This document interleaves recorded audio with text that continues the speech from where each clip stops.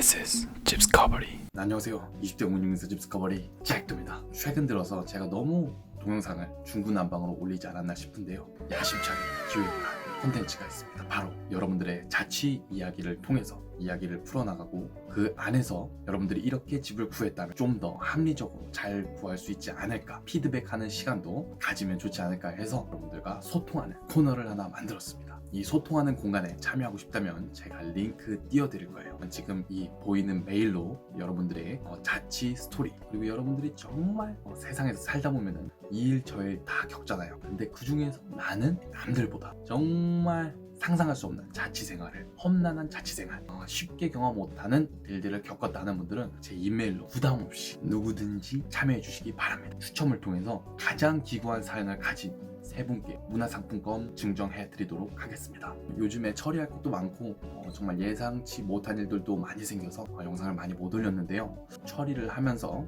여러분들께 계속 다가가도록 하겠습니다. 제가 준비한 코너는 이미 이전에부터 댓글을 통해서 사연을 받고 있었는데요. 최근에 구독자님께서 메일을 하나 보내주셨는데 이분도 굉장히 기구한 분입니다. 그럼 여러분들 같이 한번 봐보시고 자취할 때 이런 일이 생길 수도 있겠구나, 근데 이렇게 했다면 좀 더 잘 구할 수 있지 않았을까, 같이 한번 고민해보고 생각해보는 시간 가지도록 하겠습니다. 그럼 바로 한번 봐보시죠.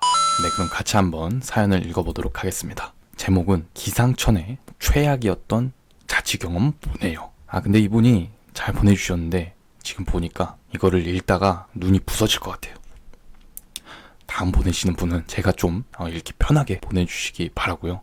이분은 어떻게, 제가 네이버 메일을 알려드렸는데 구글로 보내셨는지 몰라. 다른 분들은 네이버 메일로 보내주세요. 네, 제가 한글에다가 다시 정리해서 읽기 편하게 만들어 봤습니다. 기상천외 최악이었던 자취 경험 보내요. 초카씨가 보내주셨습니다. 처음 원룸을 살게 됐던 건 2012년 1월이었고 왕십리역 근처 리모델링한 다가구 주택 1층 현관문 앞 원룸이었습니다. 회사 때문에 급히 정하다 보니 나름 본 곳 중에서 가장 깔끔해 보이고 가격 대비 넓은 원룸이라 이사한 곳인데 정말 최악이었던 것. 왜 최악이었을까요? 당시 보증금 1,000만원에 월 40만원, 관리비 2만원 수도 포함이었고 원룸을 구하러 다녀본 적이 없었기에, 야, 여기서부터 딱 불안해. 원룸을 구하러 다녀본 적이 없었기에 원룸에 대한 경험이 없던 분이셨죠. 복도식 창문과 현관이 같은 방향인 게 이렇게 불편할 거라고는 예상치 못했었습니다. 이게 즉슨 그 현관문 쪽으로 나가는 복도가 있는데 자신의 집을 들여다볼 수 있는 창문이 나 있다는 겁니다. 그러니까 출입문으로, 외출을 하기 위해 현관으로 나갈 때 무조건 이분의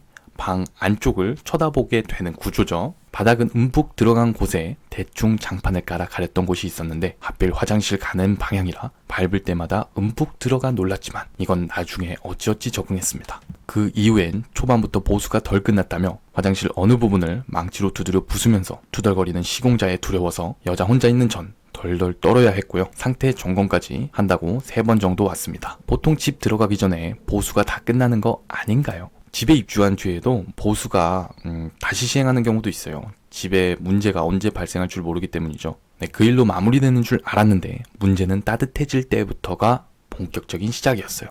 여름부터를 말씀하시는 것 같아요. 창문을 살짝 열어두면 다들 왔다 갔다 하며 한 번씩 힐끔거리니 아래쪽은 칸막이를 만들고 위쪽은 블라인드를 구매해 설치해 너무 덥고 어둡고 불편했습니다. 창문을 다 막아버린 거죠. 게다가 철문이라 일찍 출근하는 사람들 문 닫는 소리가 너무 시끄러워 절로 깜짝깜짝 놀라는 것도 모자라 보안이랍시고 제 집과 붙는 벽 부분에 철문 하나를 더 설치해 사람들이 왔다 갔다 할 때마다 도어락 누르는 소리와 철문 소리에 한 번 더 놀랐고요. 아무래도 그 원룸 같은 경우에는 방음이 좀 약해요. 아무리 소음에 신경 썼다 하더라도 방음이 조금 약하기 때문에 철문 닫을 때 소리 차창 창창창, 출근할 때 다들 그냥 막 세게 닫고 다닐 거 아니야. 그런 소리들과 도어락 누르는 소리도 엄청 심하게 들렸다고 하네요.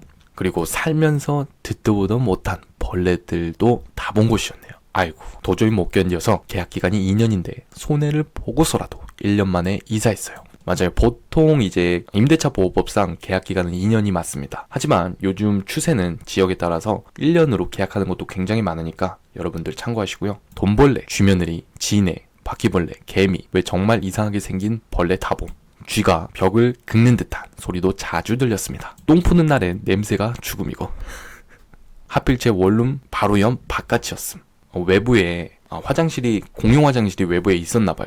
집주인 할아버지가 몇 번 문을 두드리더니 숨을 죽이고 있으니까 본인이 가진 열쇠로 문을 들어와 따버리더라고요. 진짜 너무 놀라서 아무 말도 못하고 있었는데 가스 점검하는 아저씨 데려와서 보려고 그런 거였네요. 그래도 그러시면 안 되죠. 세입자의 동의 없이는 절대로 들어가시면 안 됩니다. 이거는 주거 침입죄. 그냥 걸려버리는 거야 이거. 큰일 날 수 있어 이 할아버지. 위험하네. 하지만 대답이 없다고 마음대로 들어오는 거는 주거 침입이 아닌지 유유. 주거 침입 맞습니다. 다음부터 그럴 경우에 발가락 한 개라도 당신의 문 안으로 들어왔다면 주거 침입죄로 신고를 할 수가 있어요. 그러니까 주의를 주셔야겠죠. 그 뒤로 말씀드리고 도어락을 사서 자비로 달았었습니다. 아이고 남의 집에 참 돈도 많이 쓰셨어요.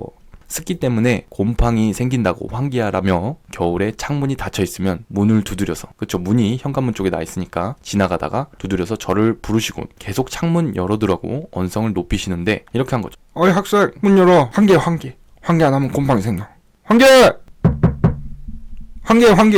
학생 계속 이랬다는 거죠. 학생들이 피우는 담배 냄새도 들어오고 춥기도 하고 계속 열어두는 것도 곤욕이었어요. 매일 창문 열고 바람을 통하게 현관 위 작은 창문과 화장실 창문을 살짝 열어놓고 있어야 하니 보일러를 틀어도 윗공기는 추워 겨울엔 집에서 패딩을 입고 지냈어요.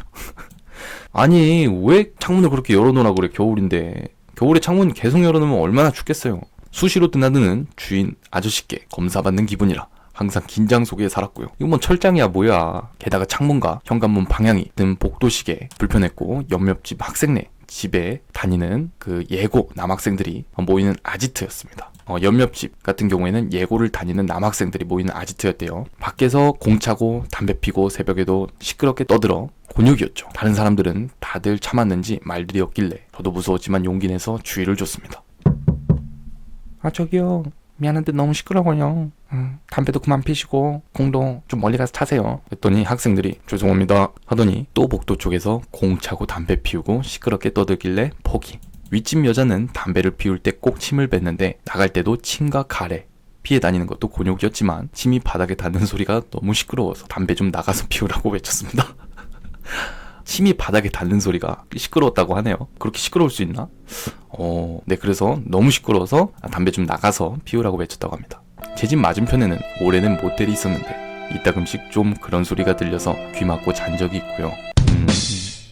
1층 주택이다 보니 도둑 고양이가 정말 많이 다니고 고양이 발전기 우는 소리 아시죠? 전 태어나서 그런 야한 소리는 처음 들었어서 아침에 너무 소리가 가까워서 누가 원룸에서 먼지라도 하는 줄 알았습니다. 이야, 고양이가 섹스머신이었나 보네요. 화장실도 바로 옆이 주택 같지만 방직 회사라 사람들이 자주 돌아다니는데 하필 창문이 있어서 열어놓고 불안해 닫곤 했습니다. 그쵸? 집에서 편히 쉬어야 되는데 누군가 자꾸 바라볼 것 같고 쳐다볼 것 같고 이러면은 굉장히 불편하겠죠. 절대 주택 1층 원룸은 피해야 한다는 걸 깨달은 곳이었어요. 최악이에요. 없던 우울증도 생기고요. 되도록 오래된 주택 리모델링 한 곳도 피하고 개인적으로는 5층에서 6층에 신축으로부터 3년 이상 지난 곳이 좋은 것 같아요. 왜 그러느냐? 신축 건물에 바로 들어가면 요즘 건물을 세울 때 부자재를 쓰는 나무에 비가 스며들어서 먼지 다듬이와 새집 증후군이 발생하는 경우가 많다는데요. 다음에 이사한 원룸이 신축 1년 정도 된 곳이었어서 먼지 다듬이와 새집 증후군으로